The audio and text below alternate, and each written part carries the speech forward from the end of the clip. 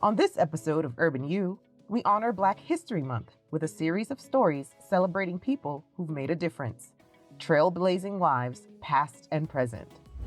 With her recent passing, we celebrate the undying legacy of feminist author Bell Hooks. We go back to the 60s and take a look at the Selma to Montgomery March through the lens of photographer Stephen Somerstein. We also journey into present-day Harlem, where a young woman made a vow to help others, and leave you with a college professor who moonlights as a comedian. That and much more. Welcome to Urban U.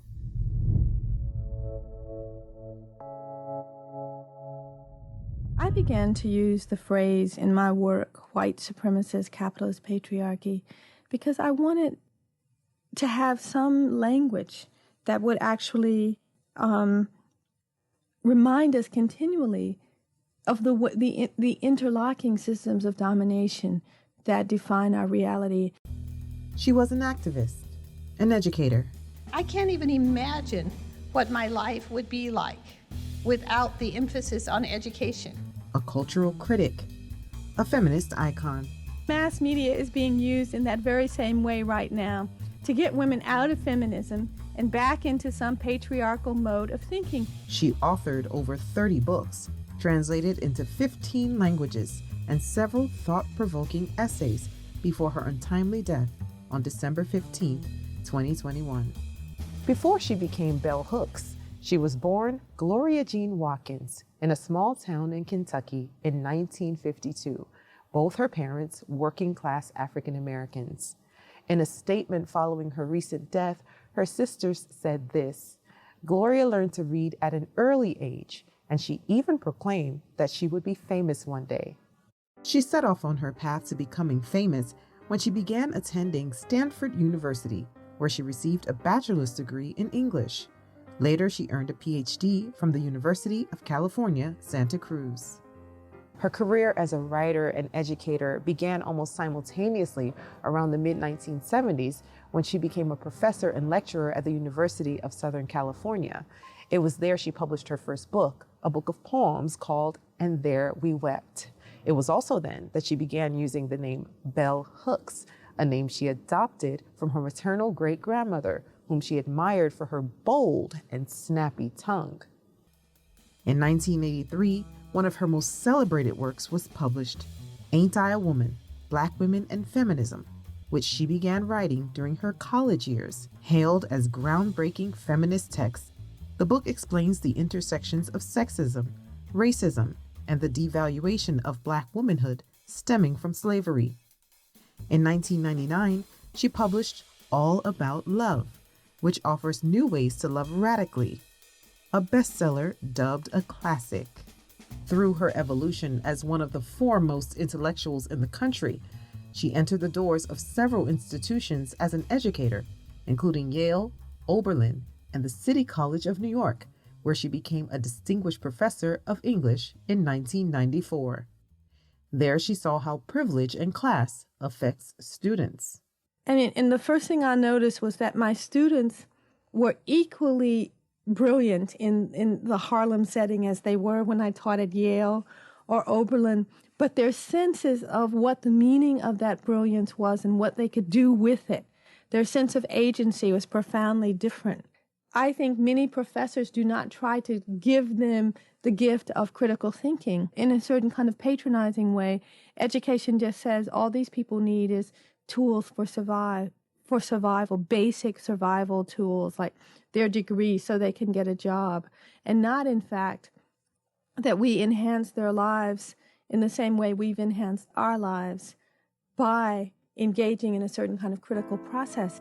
This has been her greatest legacy, many would say, inspiring people from around the world to think deeper, to resist systems of oppression, to love better. The proof is in the adoration and tributes that have poured in from her students, admirers, and friends. Through her work and its impact, she lives on. Abby Ashola for Urban U.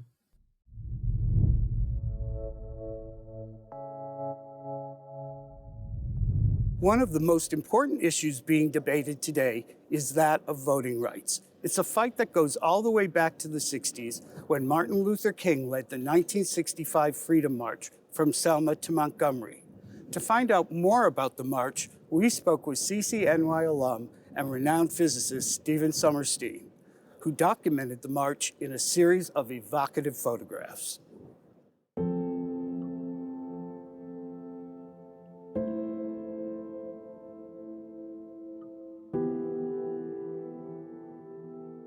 In 1965, I was involved with the evening newspaper at City College. They needed a photographer, and somehow I had worked myself up through the management and became an editor.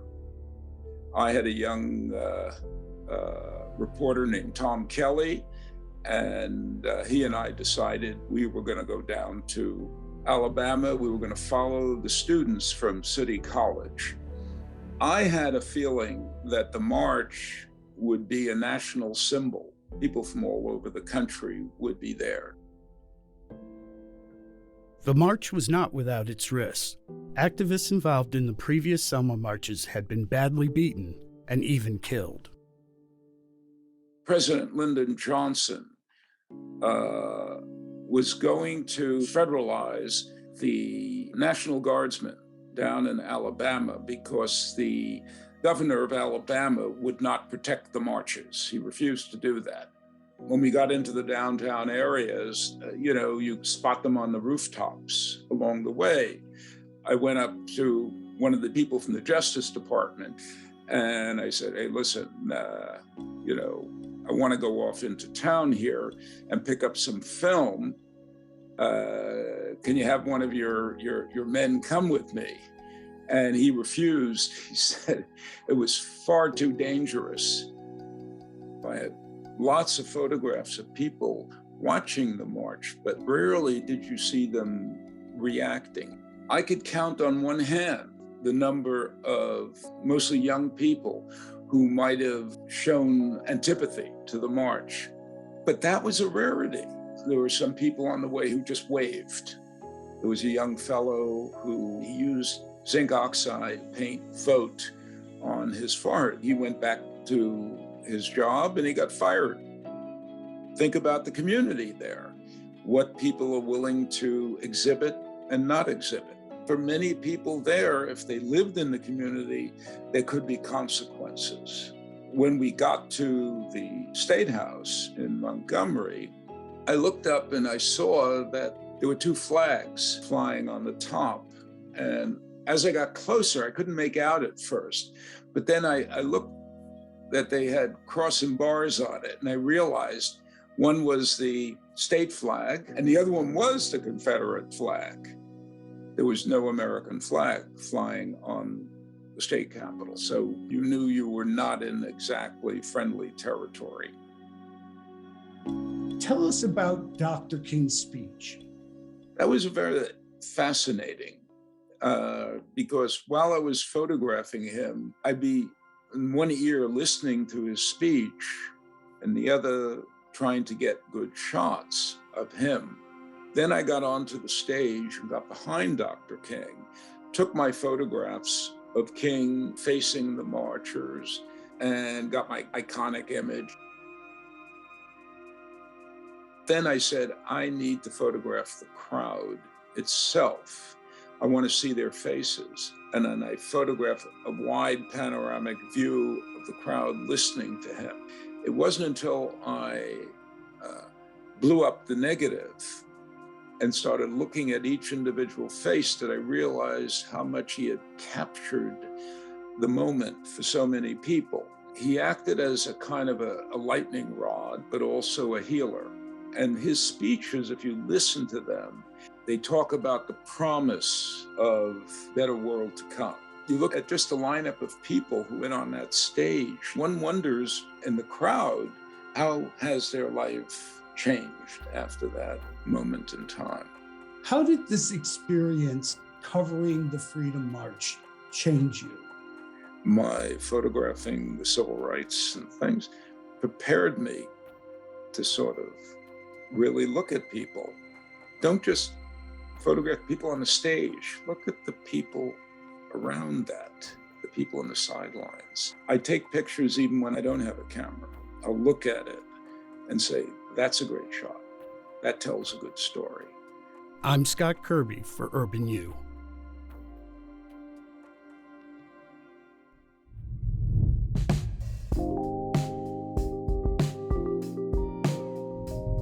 Hello, everyone. During Black History Month, it is my honor to join you in celebrating the many accomplishments of African Americans, not only of the past. We also continue to work to celebrate the work of those who advocate for social justice and professional and volunteer services in our time, including right here at York College and throughout CUNY. It takes all of us to make our society work for each of us. We must rise to the occasion in our own time and place by doing the best that we can for the whole. We are living in trying times, so let us lift each other up in whatever way we can.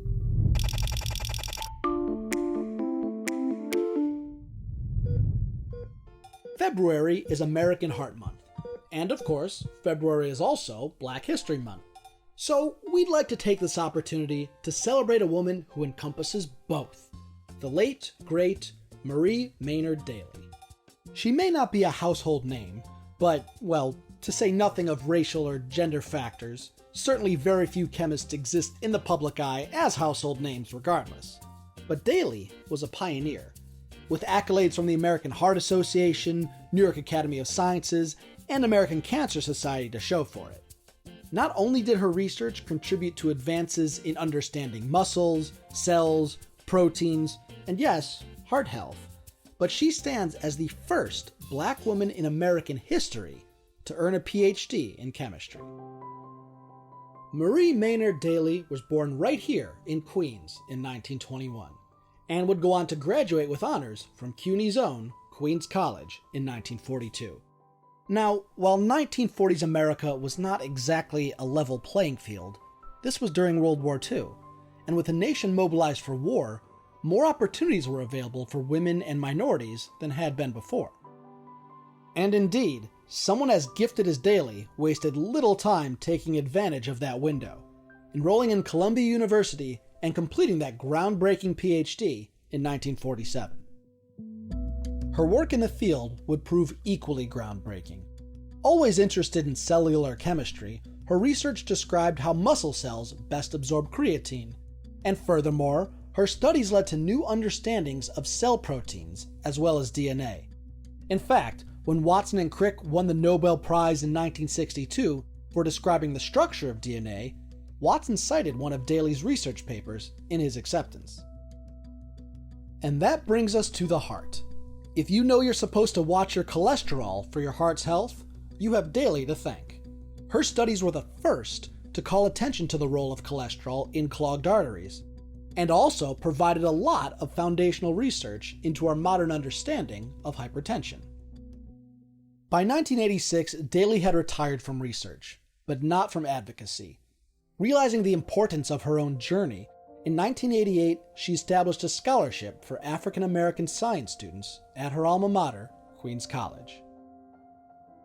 Marie Maynard Daly died at the age of 82 in 2003, but her legacy very visibly lives on, not just as a pioneer of Black scientists and heart health, but indeed quite tangibly as well, with the 2016 founding of the new PS360 back in her hometown of Queens, dedicated as the Dr. Marie M. Daly Academy of Excellence, a monument to a trailblazer and an inspiration for those to follow.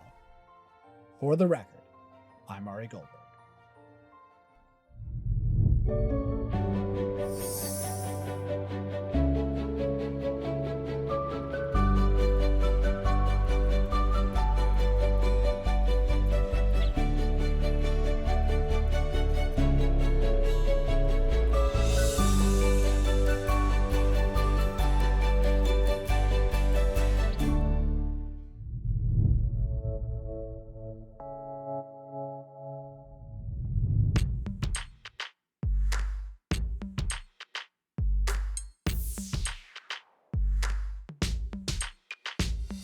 When I first started Girl Vows, an organization, where I really wanted to start the organization at the age of 16.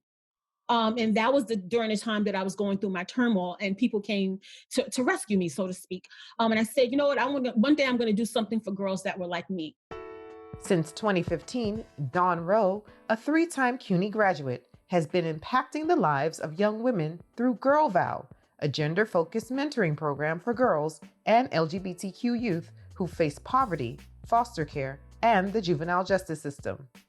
Can you talk a little bit about some of the things that these young women are experiencing in their lives? I have young people who are experiencing sex trafficking, what we call them sex survivors. I had a young girl who was recently shot by her pimp. I've had young girls that have babies from relationships where they needed a place to stay. A man would say, well, I'll give you a place to stay, and it turns into a relationship, and she winds up having a child from this man that she never wanted. A lot of the stories are really horrific, and some of the experiences that the young people have, like you would never think in a million years that young people were suffering to the point in which they are.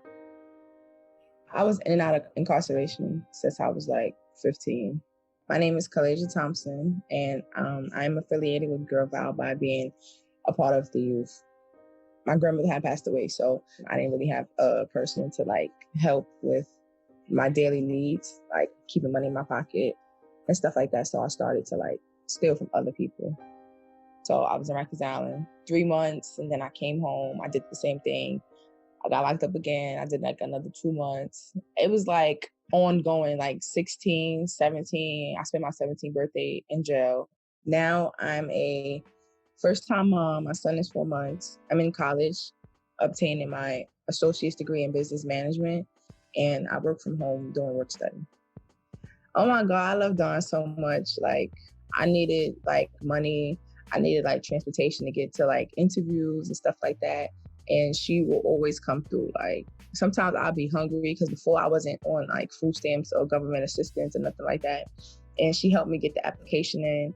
She helped me get my application in for college. Shay-Lynn Boyd, Girl Vow's program coordinator, says providing such resources to the young women in the program make their community stronger overall. There's so many youth that need that guidance, that need that help. And without our resources at Girl Vow, I don't know where they would be. And they tell us that every day in our workshops. They're like, you know, I share your resources every day with others around me. So it's not just like we're impacting our participants, we're impacting their communities.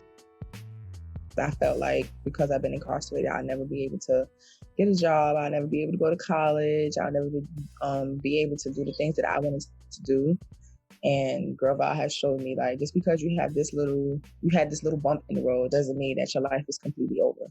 Rowe knows firsthand how to maneuver past obstacles, and it's that tenacity that inspires her work.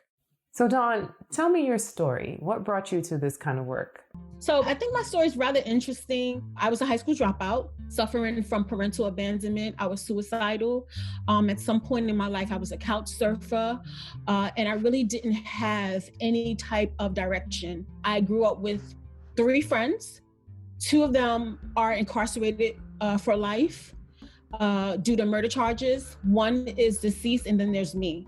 Why did I think, and how could I even think that I would have a chance at life and that I would be able to aspire to anything? It's through meeting people after I tried to commit suicide that I learned that I had value. I learned that I was intellectual enough, and I learned that I could do something greater with my life. There's only but so much that we can do to close the door on those relationships, because those relationships are key, because in some sort of way, we still have to take responsibility for our part. My goal is to leave a legacy so that young people can continue the torch and carry on the work. I want them to know that all things are possible no matter what their experiences have been. Abby Ashola for Urban U. Stay tuned for more as we end the show on a lighter note with Dr. Justin Williams using his stage comedian skills to engage students in his history class. But first, words of inspiration from a famously lighthearted CUNY alum. Kingsborough Community College. That's right, community college. I used to attend Kingsborough Community College. I studied communications there for 1 year. And I gotta tell you, some of the things I learned, I apply even today. And some of the things you are learning or you have learned you will apply for the rest of your life. You guys made a bold decision by going to college, okay? And this is just the beginning of your life. So I want you to go out there and enjoy life to the fullest. Congratulations from a fellow Kingsborough Community College student. Take care.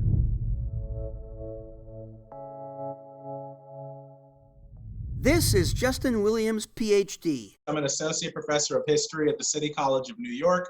My specialties are in modern African history and the history of the African diaspora. This is also Justin Williams. Well, you want to know what New York's really like? Go into your closet, close the door, and deduct $2,000 from your checking account every month. Do you have to be a stand-up comedian nowadays to keep students interested? I tell you, it doesn't hurt. The ways in which you can become a more effective stand-up comic actually does have a lot of overlap with being in the classroom. It's about making the information relevant to that person. Williams has performed nationally for over a decade. I'm a black guy that wears glasses, which means I have to know things. Because if I don't know things and other black people see me, they get angry. Like, hey man, what's the square root of 9? I don't know. Why you got them glasses on? You're supposed to be a leader in the community, man.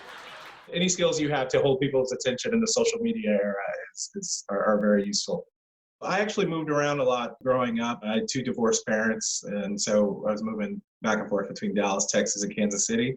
And when you're the new kid, the easiest way to make friends is always to be the class clown. So that's where that develops. Growing up, I've been watching stand-up comedy since I was little. So, the first 3 comics I remember really gravitating towards were Richard Pryor, George Carlin, and Rodney Dangerfield. Last week was rough. Are you kidding? Last week I looked up my family tree. 2 dogs were using it. I was fully an adult. I had just moved to New York, and I went to Caroline's Comedy Club to see Paul Mooney. White folks worship golf. I don't like golf courses. They look like a plantation. I'm from the South. I get mad every time I see one.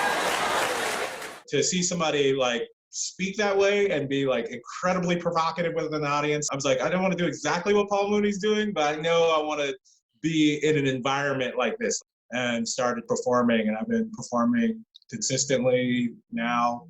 I mean, God, it's probably 13 years now, something like that. And while Williams never does his nightclub material in class, I just went on an improvised rant about the stereotypes of college students around. The person who doesn't turn in any work during the entire semester, and they send the professor an email that says, how can I get an A in this class? Pajama students are another one, the ones that just never actually ever change clothes from getting out of bed. That was something that the kids kind of got a kick out of.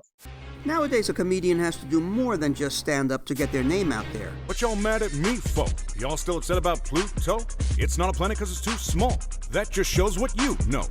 And Williams's podcast shows off his versatility. That's right. I do podcasts. I'm the co-host of the Fraudsters podcast. We are a true crime podcast that's on the Last Podcast Network. If you like true crime with good amount of research, but also a lot of jokes, check out Fraudsters with my co-host, Sina Ghaznavi. All you liars, cheaters, and grifters better watch out because we're on the case. And if a TV network comes calling with a development deal, Williams says he'll stick with CUNY. I love comedy, and it's great. I'm going to work in comedy for the rest of my life, but I wouldn't give up teaching. I like connecting with people, and also what we do at CUNY is part of a broader social mission of social uplift. I always tell people I have the most amazing job in the world at CCNY downtown, where I'm teaching immigrants and the children of immigrants while our window looks out on the Statue of Liberty. Catch Justin Williams at Caveat on the Lower East Side in Manhattan and the Brick City Comedy Review in downtown Newark, New Jersey. If you want to see more of me, please go to justinwilliamscomedy.com. If you send me an email, I'll come to your house. Barry Mitchell for Urban U. Thanks for watching this Black History Month special on Urban U. We leave you with a performance brought to you by the CUNY Dance Initiative, featuring Andre Zachary, MFA grad from Brooklyn College, whose works have been warmly received nationally and abroad. Until next time, thanks for watching these stories from the nation's largest urban university, the City University of New York. You are more.